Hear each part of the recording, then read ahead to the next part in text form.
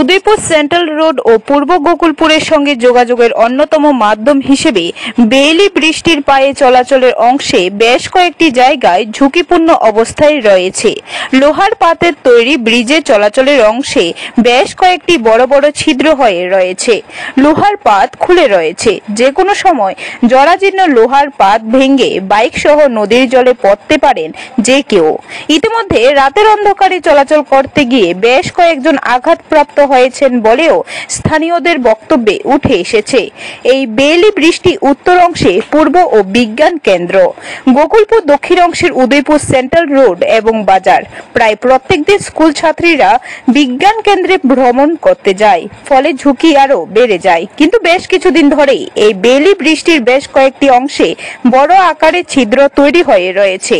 এই ছিদ্র এতটাই বড় যে কোনো সময় ছোট শিশু বা ছোট স্কুল ছাত্রছাত্রী পা ফসকে গোমতীর জলে গিয়ে পড়তে পারে। প্রচন্ডভাবে আঘাতপ্রাপ্ত হতে পারে পথচারীরা। এর মধ্যে কয়েকজন রাতের অন্ধকারে চলতে গিয়ে কম বেশি চোট পেয়েছেন। স্থানীয়দের দাবি, দ্রুত যদি ভাঙা অংশগুলি সারাইয়ের ব্যবস্থা না করা হয় তাহলে যে কোনো সময় বড় ধরনের দুর্ঘটনা ঘটে যেতে পারে।